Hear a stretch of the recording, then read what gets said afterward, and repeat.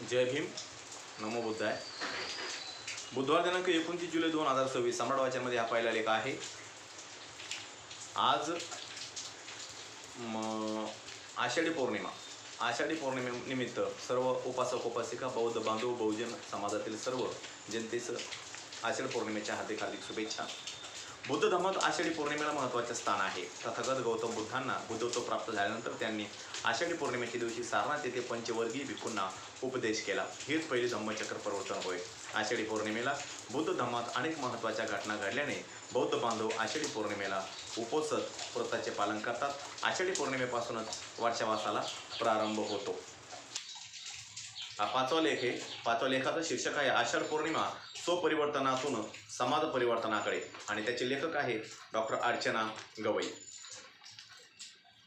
आषाढ पौर्णिमा म्हणजे मानवाच्या विचार विश्वाला नवी दिशा देणाऱ्या विश्वमानवी क्रांतीचा प्रारंभ दिन आहे। तथागत गौतम बुद्धांनी ऋषीपतन मृगदायवन म्हणजेच आजच्या सारनाथ येथे पंचवर्गीय भिक्खूंना प्रथम धम्मोपदेश देत केलेले प्रथम धम्मचक्र प्रवर्तन होय।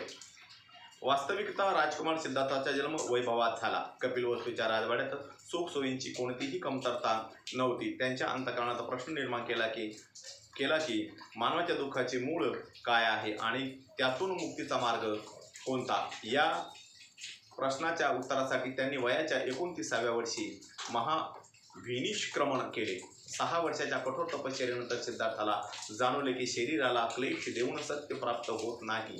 त्यांनी अतिभोग आणि अतित या दोन्ही टोकांचा त्याग करून मध्यम मार्गाचा स्वीकार केला। वैशाख पौर्णिमेच्या रात्री उरुवेला बौद्धगया येथील बोधिवृक्षाखाली त्यांनी गहन ध्यान केले आणि पहाटे सम्यक संबुद्धी प्राप्त होऊन ते सम्यक संबुद्ध झाले। ज्ञानप्राप्तीनंतर तथागत गौतम बुद्धांनी काही काळ मौन धारण केले। त्यांनी अनुभवलेले सत्य अत्यंत गहन होते, परंतु हा धम्म लोकांना समजेल का असा प्रश्न त्यांच्या मनात निर्माण झाला। तरीही मानवजातीविषयीच्या अपार करुणेमुळे त्यांनी धम्माचा उपदेश करण्याचा निर्णय घेतला। ज्यांच्यात सत्य ग्रहण करण्याची क्षमता आहे त्यांच्यापर्यंत धम्म पोहोचवणे हेच खरे करुणा कर्म आहे, अशी त्यांची भावना होती। सिद्धार्थासोबत पूर्वी तपश्चर्या करणारे 5 परिव्राजक कौंडिन्य, भदीय, वप्प, महानाम आणि अश्वजित हे त्यावेळी वाराणसीजवळील ऋषीपतन मृगदयन वनात राहत होते। तथागत गौतम बुद्धांनी सर्वप्रथम त्यांनाच धम्म सांगण्याचे ठरविले, कारण त्यांना वाटले की हे साधक सत्य समजून घेण्यास समर्थ आहेत। तथागत गौतम बुद्ध सारनाथ पोहोचले तेव्हा या पंचवर्गीय भिक्खूंनी सुरुवातीला त्यांच्याकडे दुर्लक्ष करण्याचे ठरवले। सिद्धार्थाची तपश्चर्या सोडली तो वैराग्यापासून दूर गेला असा त्यांचा समज होता, पण तथागत गौतम बुद्धांचे तेजस्वी व्यक्तिमत्व, शांत मुद्रा आणि स्वविश्वासपूर्ण वाणी पाहताच त्यांचा भ्रम दूर झाला। त्यांनी आदराने त्यांचे स्वागत केले आणि त्यांचे प्रवचन ऐकण्यासाठी बसले। आषाढ पौर्णिमेच्या त्या पवित्र दिवशी तथागत गौतम बुद्धांनी इतिहासातील पहिली धम्मदेशना केली। हेच प्रवचन पाली साहित्यात धम्मचक्र पवत्त सुत्त या नावाने प्रसिद्ध आहे। धम्मचक्र म्हणजे धम्माचे चक्र आणि पवत्तन म्हणजे ते गतिमान करणे, म्हणजेच मानव कल्याणासाठी सत्याचा प्रवाह करून सुरू करणे होय। या प्रवचनाची सुरुवात तथागत गौतम बुद्धांनी अत्यंत महत्त्वपूर्ण इशाऱ्याने केली। ते म्हणाले की द्वयमे भिक्खवे अंता पब्बजितेन न सेवितब्बा, अर्थात भिक्खूंनो 2 टोकाचे मार्ग स्वीकारू नये। एक म्हणजे विषय भोगात रममाण होणे आणि दुसरा म्हणजे शरीराला अनावश्यक क्लेश देणारी कठोर तपश्चर्या। पुढे तथागतांनी सांगितले की हे दोन्ही मार्ग दुःखमुक्तीकडे नेत नाहीत। या उलट त्यांनी मध्यम मार्ग मानला। हा मार्ग संतुलन, विवेक, संयम आणि प्रज्ञेचा आहे। यानंतर तथागत गौतम बुद्धांनी जगाला मानव जीवनाचे शाश्वत सत्य सांगितले, ते म्हणजे 4 आर्य सत्य होय। ही 4 आर्य सत्य बुद्ध धर्माचा गाभा आहेत। पहिले आर्य सत्य दुःख हे आहे। जन्म, वार्धक्य, व्याधी, मृत्यू, प्रिय व्यक्तीपासून वियोग, अप्रियाशी संयोग आणि इच्छित गोष्ट न मिळणे वगैरे सर्व दुःखाचे विविध पैलू आहेत। दुसरे आर्य सत्य आहे दुःख समुदाय। हा दुःखाचे कारण तथागतांनी स्पष्ट सांगितले की तृष्णा, आसक्ती आणि अविद्या ही दुःखाची मूळ कारणे आहेत। जोपर्यंत मनुष्य इच्छा आणि अहंकाराच्या बंधनात अडकलेला आहे तोपर्यंत दुःख संपणार नाही। त्यानंतर तिसरे आर्य सत्य आहे दुःख निरोध, तृष्णेचा संपूर्ण क्षय झाला की दुःखाची अंत होतो. हीच निर्वाणाची अवस्था आहे, जी शांत, निर्मळ आणि मुक्त आहे. चौथे आर्य सत्य म्हणजे दुःख निरोगाधगामिनी प्रतिपदा म्हणजेच आर्य अष्टांगिक मार्ग होय. हा मार्ग पुढे तथागतांनी सविस्तर स्पष्ट केला आणि तोच मानवाला नैतिक, मानसिक आणि बौद्धिक परिपूर्णतेकडे घेऊन जाणारा मार्ग ठरला. याच प्रवचनानंतर कौंडिन्य यांनी प्रथम धम्माचा स्वीकार केला. तथागतांनी उद्गार काढले की आज्यासी वत भो कौंडल्य, म्हणजेच खरोखरच कौंडिन्यत्राला समजले, त्यामुळे त्याला अत्कौंडियो ही उपाधी मिळाली. ते तथागताचे पहिले भिक्खू आणि धम्माचे पहिले विशेष ठरले. याच क्षणापासून बुद्ध, धम्म आणि संघ या त्रिरत्नाची स्थापना होण्यास प्रारंभ झाला. मानवतेच्या इतिहासात संघ जीवनाची ही अद्वितीय सुरुवात होती. धम्मचक्र पर्वत सूक्तामध्ये तथागत बुद्धांनी सांगितलेला आर्य अष्टांगिक मार्ग हा केवळ धार्मिक आचारसंहितेचा नसून मानवाच्या सर्वांगीण विकासाचा वैज्ञानिक जीवन मार्ग आहे. तसेच त्यांनी पुढे स्पष्ट केले की दुःखाचा अंत कोणत्याही चमत्काराने, कर्मकांडाने किंवा दैवी कृपेने होत नाही. त्यासाठी मनुष्याने स्वतःच्या विचारांचे, वर्तनाचे आणि आचरणाचे शुद्धीकरण करणे आवश्यक आहे. म्हणूनच आर्य अष्टांगिक मार्गाला त्यांनी प्रथम प्रतिपदा असे संबोधले आहे. या मार्गाची 8 अंगे म्हणजे सम्यक 1 सम्यक दृष्टी, 2 सम्यक संकल्प, 3 सम्यक वाचा, 4 सम्यक कर्म, 5 सम्यक आजीविका, 6 सम्यक प्रयास, 7 सम्यक स्मृती आणि 8 सम्यक समाधी. ही 8ही अंगे एकमेकांशी परस्पर जोडलेली आहेत. सम्यक दृष्टी मनाला योग्य विचार देते. सम्यक संकल्प त्या विचारांना दिशा देतो. सम्यक वाचा आणि सम्यक कर्म नैतिक जीवन घडवतात. सम्यक आजीविका प्रामाणिक उपजीविकेचा मार्ग दाखवते आणि सम्यक प्रयास, सम्यक स्मृती आणि सम्यक समाधी मनाला निर्मळ, जागरूक आणि स्थिर बनवतात. या मार्गाने चालणारा मनुष्य स्वतःचे आणि समाजाचे कल्याण साधतो.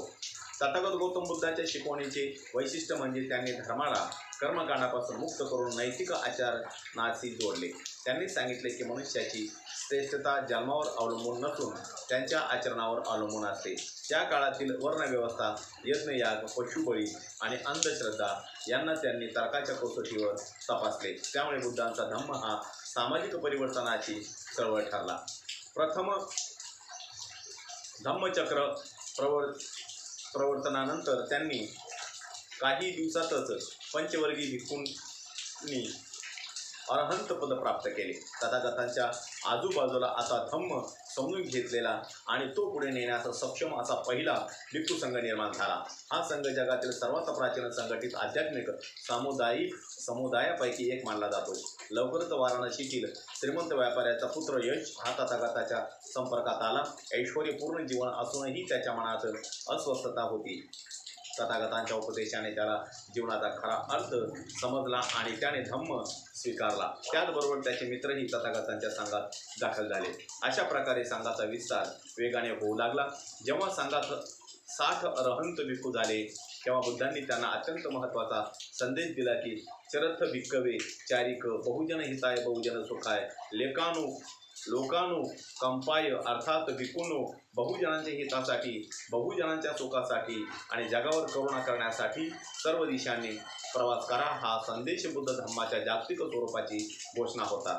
तथागतांनी कोणालाही आपल्या व्यक्तिपूजेचा उपदेश केला नाही. त्यांनी धम्माचा प्रचार करण्यास सांगितले. त्यामुळे धम्म व्यक्तिपूजेपेक्षा तत्वनिष्ठ राहिला.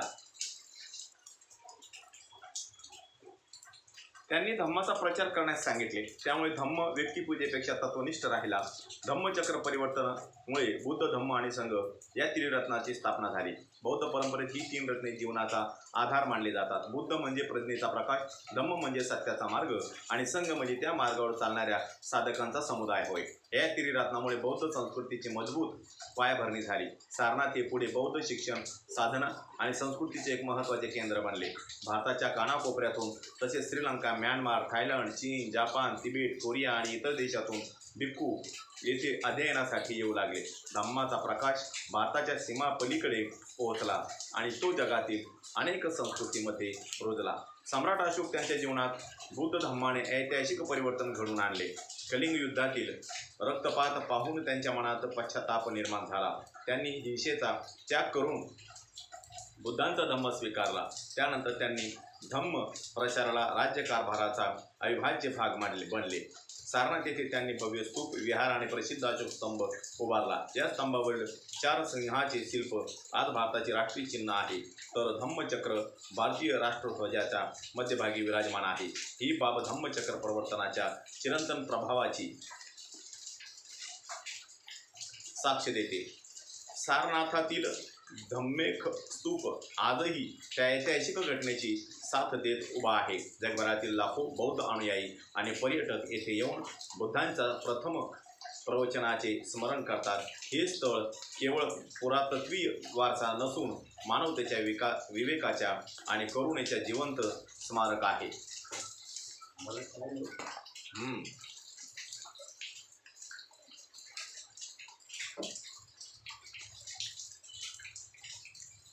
धम्मचक्र प्रवर्तनाची महानता यामध्ये आहे की तथागतांनी कोणत्याही व्यक्तीवर श्रद्धा ठेवण्याची सक्ती केली नाही। त्यांनी सांगितले की एही पस्सिको म्हणजे या आणि स्वतः अनुभव घेऊन सत्याची परीक्षा करा। तसेच त्यांनी अत्तदीपभव अर्थात स्वतःचा दीप स्वतःच बना हा संदेश देऊन प्रत्येक व्यक्तीला विचार स्वातंत्र्य आणि जागृतीची प्रेरणा दिली। हीच बुद्ध धम्माची वैज्ञानिक वृत्ती आहे। 20व्या शतकात भारतरत्न डॉक्टर बाबासाहेब आंबेडकर यांनी बुद्धाच्या धम्माला आधुनिक सामाजिक न्यायाची दिशा दिली। त्यांच्या मते बुद्ध धम्म हा समता, स्वातंत्र्य आणि बंधुत्व यावर आधारित लोकशाही जीवन पद्धती आहे। धम्माशिवाय समाजाचे पुनर्निर्माण शक्य नाही असे ते ठामपणे सांगत। त्यांनी बुद्ध आणि त्यांचा धम्म या ग्रंथातून तथागत बुद्धांच्या शिकवणुकीचे आधुनिक पुनर्वाचन केले आणि ती समाज परिवर्तनाची प्रभावी शक्ती असल्याचे दाखवून दिले। दिनांक 14 ऑक्टोबर 1956 रोजी नागपूरच्या दीक्षाभूमीवर त्यांनी लाखो अनुयायासह बुद्ध धम्म स्वीकारला आणि भारतात धम्मचक्र पुन्हा गतिमान केले। बाबासाहेबांनी स्पष्ट शब्दात म्हटले होते की बुद्धांचा धम्म हा मानवाच्या स्वातंत्र्याचा धर्म आहे। ही घटना अनेक अभ्यासकांच्या मते सारनाथातील धम्मचक्र परिवर्तनानंतर भारतातील सर्वात मोठी धम्मक्रांती होती। सारनाथात बुद्धांनी धम्माचे चक्र फिरविले, तर नागपूरला भारतरत्न डॉक्टर बाबासाहेब आंबेडकर यांनी त्या चक्राला आधुनिक भारतात नवी गती दिली। त्यामुळे सारनाथ आणि दीक्षाभूमी ही बौद्ध इतिहासातील 2 परस्पर पूरक धम्म क्षेत्रे मानली जातात। आजच्या काळात धम्मचक्र प्रवर्तनाचा संदेश अधिक व्यापक अर्थाने समजून घेण्याची गरज आहे। बुद्धांनी धम्मचक्र प्रवर्तन सूत्रात मांडलेला मध्यम मार्ग हा केवळ आधुनिक साधनेसाठी नसून मानवी जीवनाचा असंतुलित आणि वैज्ञानिक मार्ग आहे। त्याने दुःखाची कारणे शोधली, त्यावर उपाय सांगितला आणि तो प्रत्यक्ष आचरणात सिद्ध करण्याचा मार्ग दिला। हा दृष्टिकोन आजच्या विज्ञान युगात अधिक महत्त्वाचा वाटतो, कारण आधुनिक समाजाची समस्या अज्ञानापेक्षा माहितीचा अतिरेक आणि विवेकाचा अभाव ही आहे। आज भारत झपाट्याने प्रगती करत आहे। डिजिटल अर्थव्यवस्था, कृत्रिम बुद्धिमत्ता, आवश्यक अवकाशी संशोधन, पायाभूत सुविधा आणि उद्योग क्षेत्रात मोठी झेप घेतली आहे। परंतु या विकासाबरोबरच सामाजिक तणाव, मानसिक अस्वस्थता, पर्यावरणीय संकट, आर्थिक विषमता आणि समाजातील ध्रुवीकरणाही वाढताना दिसते। अशा परिस्थितीत तथागताचे धम्मचक्र प्रवर्तन आपल्याला केवळ माहिती घेण्याचा नव्हे तर मूल्याधिष्ठित जीवन जगण्याचा संदेश देते। भारतीय समाजासमोर जातीय भेदभाव, स्त्रियांवरील अत्याचार, बालकांवरील हिंसा, अंधश्रद्धा, भ्रष्टाचार आणि सामाजिक असंवेदनशीलता यासारखी अनेकविध आव्हाने आहेत। संविधानाने समानतेचा अधिकार दिला असला तरी सामाजिक समतेचा प्रवास अद्याप पूर्ण झालेला नाही। बुद्धांनी 2500 वर्षापूर्वीच जन्मावर आधारित श्रेष्ठत्व नाकारून कर्म, नैतिकता आणि मानवी गुणवत्तेला महत्त्व दिले। त्यांचा हा संदेश आजच्या लोकशाही भारतासाठीही तितकाच उपयुक्त आहे। समाजातील प्रत्येक व्यक्तीला समान सन्मान आणि समान संधी मिळणे हीच धम्माची खरी अभिव्यक्ती आहे। धम्मचक्र प्रवर्तनाचा आणखी एक महत्त्वाचा संदेश म्हणजे सम्यक वाचा। आज सोशल मीडियाच्या युगात माहितीचा वेग वाढला आहे, परंतु त्याचबरोबर अफवा, द्वेषपूर्ण भाषा, खोटी माहिती आणि सामाजिक तेढ निर्माण करणारे संदेशही मोठ्या प्रमाणावर पसरतात। मतभेद असणे ही लोकशाहीची ताकद आहे, परंतु मतभेद निर्माण करणे मनभेद निर्माण करणे ही समाजासाठी धोकादायक प्रवृत्ती आहे. तथागतांनी सत्य, संयम आणि सौजन्यपूर्ण संवादाचा पुरस्कार केला. त्यामुळे सोशल मीडियाचा जबाबदारीने वापर करणे हे आधुनिक काळातील सम्यक वाचेचे रूप आहे. राजकारण हे लोकसेवेचे माध्यम असावे अशी भारतीय लोकशाहीची अपेक्षा आहे. परंतु जेव्हा राजकारण वैयक्तिक स्वार्थ, द्वेष, सहिष्णुता किंवा भ्रष्टाचार वाढतो तेव्हा समाजातील विश्वास कमी होतो. तथागतांनी सत्ता नव्हे तर सेवा महत्त्वाची मानली. सम्राट अशोकाने कलिंग युद्धानंतर हिंसेचा त्याग करून धम्माला राज्यकारभाराचा आधार बनविला. आजही शासन, प्रशासन आणि सार्वजनिक जीवनात पारदर्शकता, उत्तरदायित्व, करुणा आणि न्याय या मूल्यांची गरज पूर्वीपेक्षा अधिक आहे. आर्थिक क्षेत्रातही तथागतांची सम्यक आजीविका ही संकल्पना अत्यंत महत्त्वाची आहे. आज स्टार्टअप, डिजिटल व्यवहार आणि कृत्रिम बुद्धिमत्ता अर्थव्यवस्थेला नवी दिशा देत आहेत. मात्र आर्थिक प्रगती ही नैतिकतेपासून वेगळी असू शकत नाही. भ्रष्टाचार, आर्थिक फसवणूक, सायबर गुन्हे आणि संसाधनांचा अन्याय वापर समाजाला दुर्बल करतात. प्रामाणिक श्रम, सामाजिक उत्तरदायित्व आणि पर्यावरणपूरक विकास हे सम्यक आजीविकेचे आधुनिक स्वरूप आहे.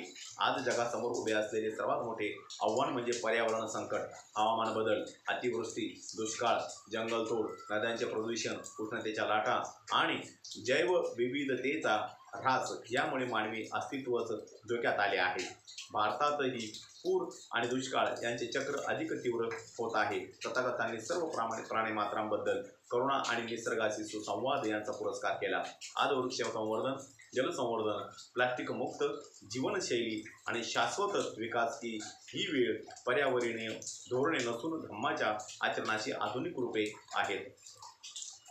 धम्मचक्र परिवर्तनाचा संदेश मानसिक आरोग्याच्या दृष्टीने अत्यंत महत्त्वाचा आहे. स्पर्धा, बेरोजगारी, कौटुंबिक ताण, डिजिटल व्यसन आणि एकेकीपणामुळे अनेक तरुण नैराश्याचा सामना करत आहेत. तथागतांनी सांगितलेली सजगता, आत्मपरीक्षण आणि मध्यम मार्ग ही तत्त्वे आज मानसशास्त्र आणि वैद्यकीय क्षेत्रातही उपयुक्त मानली जात आहेत.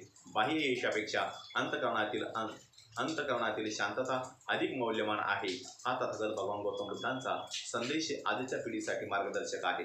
भारतरत्न डॉक्टर बाबासाहेब आंबेडकरांनी बुद्ध धम्माचा स्वीकार करून त्याला आधुनिक सामाजिक न्यायाची दीक्षा दिली. त्यांच्या मते स्वातंत्र्य, समता आणि बंधुत्व ही मूल्ये बुद्धांच्या धम्मातूनच साकार होतात. म्हणूनच धम्मचक्र परिवर्तन आणि भारतीय राज्यघटना यांचा मूलभूत आत्मा एकच आहे.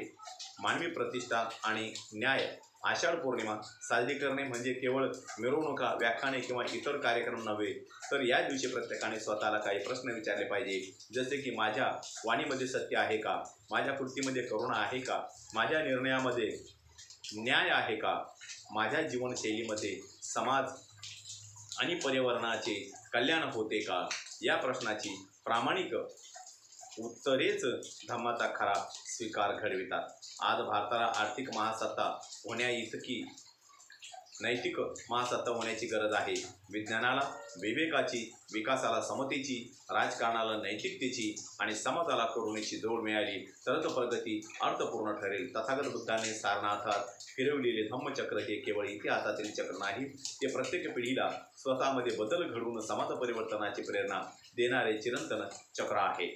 आषाढ पौर्णिमा आपल्याला सांगते की समाज बदलण्यापूर्वी व्यक्ती स्वतः बदलली पाहिजे. व्यक्तीचे विचार शुद्ध झाले पाहिजे, की वाणी शुद्ध पाहिजे, आणि वाणी शुद्ध झाली की आचरण बदलते, आणि आचरण बदलले की ती समाज परिवर्तनाच्या दिशेने वाटचाल करू लागते. तथागत बुद्धांनी दिलेला धम्म हा कोणत्याही एका समाजाचा किंवा कालखंडाचा नाही, तर तो संपूर्ण मानवजातीच्या कल्याणाचा मार्ग आहे. या आषाढ पौर्णिमेला आपण धम्मचक्र परिवर्तन दिन केवळ स्मरण म्हणून नव्हे, तर प्रज्ञेने विचार करण्याची, करुणेने वागण्याची, समतेने जगण्याची आणि पर्यावरणाची सुसंवाद राखत न्यायपूर्ण समाज घडविण्याची सामूहिक प्रतिज्ञा म्हणून साजरा करूया. कारण आत्मपरिवर्तनातूनच समाज परिवर्तनाचा मार्ग खुला होतो. या ठिकाणी माझा हा लेख संपला. माझा हा व्हिडिओ बघण्यासाठी माझ्या प्रत्येक व्हिडिओला लाईक करा, शेअर करा, सबस्क्राईब करा आणि बेल आयकॉन क्लिक करा. जय हिंद, जय भारत, जय बुद्धभूमी.